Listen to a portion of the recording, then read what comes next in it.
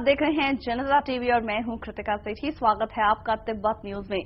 आज हम आपको ऐसी शख्सियत से रूबरू करवाएंगे जिन्होंने सत्य की खोज के लिए अपना परिवार, महल सब कुछ त्याग दिया, जो एक राजकुमार से एक महान तपस्वी बनी, जिसकी तपस्या से उसे बोधि का ज्ञान मिला। आइए जानते हैं बोधि हासिल करने वाले इसी ज्ञानी के बारे में।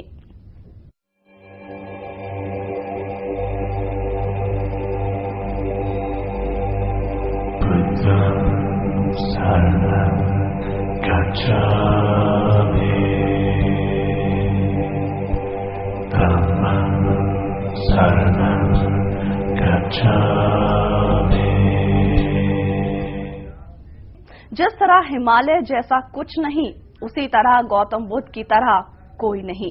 चलिए अब आपको बताते हैं गौतम बुद्ध के जीवन के बारे में। बड़े ही निर्मल स्वभाव के थे गौतम बुद्ध। उनका असल नाम सिद्धार्थ था। तो चलिए एक नजर डालते हैं गौतम बुद्ध के सिद्धार्थ से लेकर बुद्ध तक के सफर पर।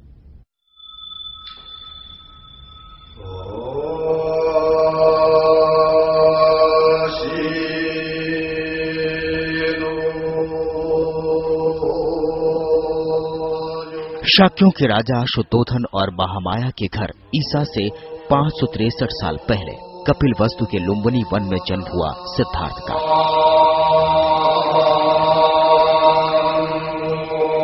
एक ऐसे बालक को जिसके जन्म से 10 दिशाएं झूम उठी। इतिहास में इस युग को स्वर्णिम युग कहा गया है। उनके जन्म के 7 दिन बाद ही सिद्धार्थ की मां का देहांत हो गया और मौसी गौतमी ने उनका लालन पालन किया।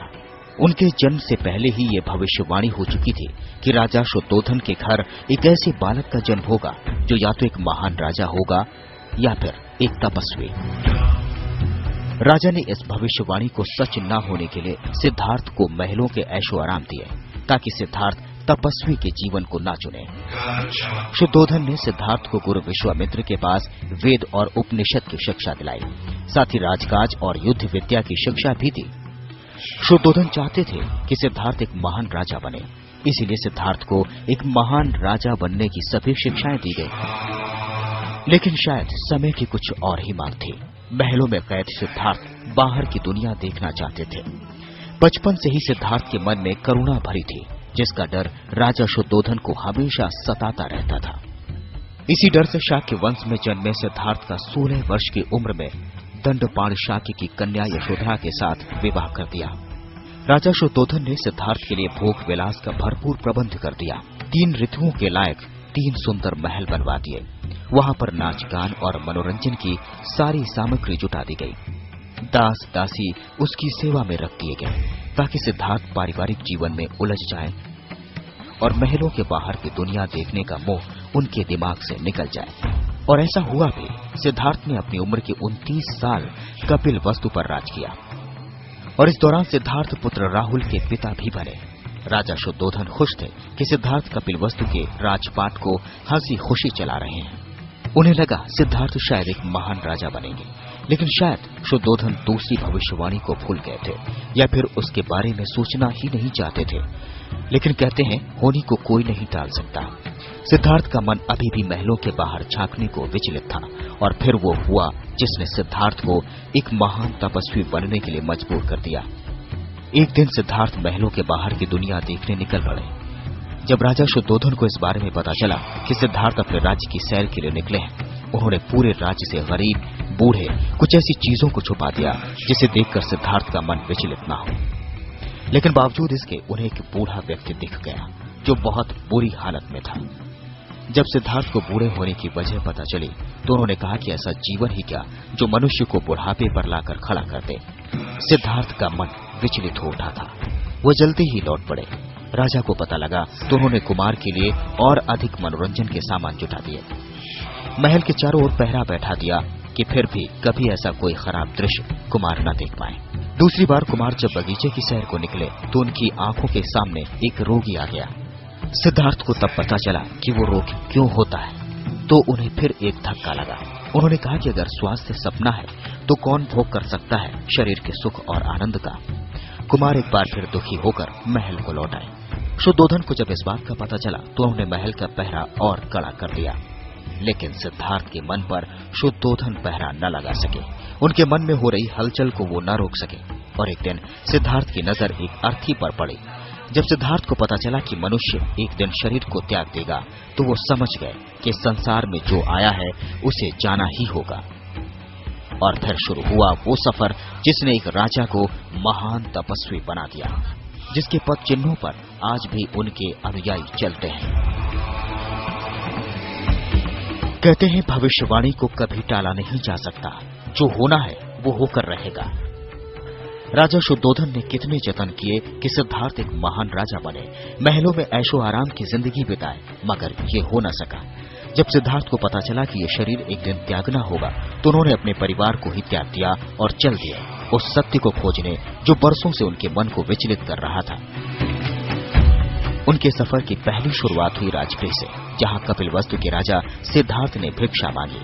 सिद्धार्थ घूमते घूमते आलार, कालाम और उद्यक रामपुत्र के पास पहुंचे, जहां सिद्धार्थ ने योग और साधना सीखी, समाधि लगाना सीखा।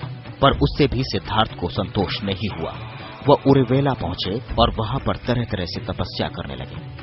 सिद्धार्थ ने पहले तो केवल तिल चावल खाकर तपस्या शुरू की, बाद में कोई भी आहार लेना बंद कर दिया। शरीर सूखकर कांटा हो गया। 6 साल बीत गए तपस्या करते हुए। सिद्धार्थ की तपस्या सफल नहीं हुई। एक दिन कुछ स्त्रियां किसी नगर से लौटती हुई वहां से निकले जहां सिद्धार्थ तपस्या कर रहे थे। उनका एक गीत सिद्धार्थ के कानों में पड़ा और सिद्धार्थ की तपस्या का नया दौर शुरू हुआ। अपनी इस तपस्या से सिद्धार्थ को पता चला कि नियमित आहार विहार से ही योग सिद्ध होता है। अति किसी बात की अच्छी नहीं, किसी भी प्राप्ति के लिए मध्यम मार्ग ही ठीक होता है। सिद्धार्थ ने अपनी इस खोज को नया नाम दिया मध्यम मार्ग, जिसे आज तक बौद्ध अनुयायी मानते आ रहे हैं। इसी सफर को आगे बढ़ाते हुए वैशाखी पूर्णिमा के दिन सुजाता नाम की स्त्री को पुत्र हुआ। उसने बेटे के लिए एक वट वृक्ष की मनौती मानी थी। वह मनौती पूरी करने के लिए सोने के थाल में गाय के दूध की खीर भरकर पहुंची। सिद्धार्थ वहां बैठकर ध्यान कर रहे थे। उन्हें लगा कि वृक्ष देवता ही मानो पूजा लेने के लिए शरीर धरकर बैठे हैं। सुजाता ने बड़े आदर से सिद्धार्थ को खीर भेंट की और कहा, जैसे मेरी मनोकामना पूरी हुई उसी तरह आपकी भी हो। ये वही ऐतिहासिक रात है जिसने एक राजकुमार को महान तपस्वी बनाया। उसी रात को ध्यान लगाने पर सिद्धार्थ की साधना सफल हुई और उन्हें सच्चा बोध हुआ। तभी से वे गौतम बुद्ध कहलाए। जिस वृक्ष के नीचे सिद्धार्थ को बोध प्राप्त हुआ उसका नाम है बोधि वृक्ष।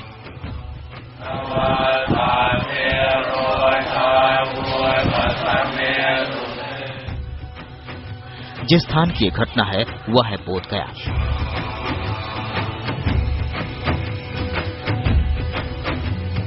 ईसा के 528 साल पहले की घटना है, जब सिद्धार्थ 35 साल के युवक थे। बुद्ध भगवान 4 सप्ताह तक वहीं बोधि वृक्ष के नीचे रहे। वे धर्म के स्वरूप का चिंतन करते रहे। इसके बाद वे धर्म का उपदेश करने निकल पड़े। आज भी कुछ ऐतिहासिक स्थलों पर गौतम बुद्ध के पद चिन्ह मौजूद हैं। आज भी बोध गया में बोधि वृक्ष के नीचे बुद्ध के अनुयायी उनके पद चिन्हों पर चल रहे हैं।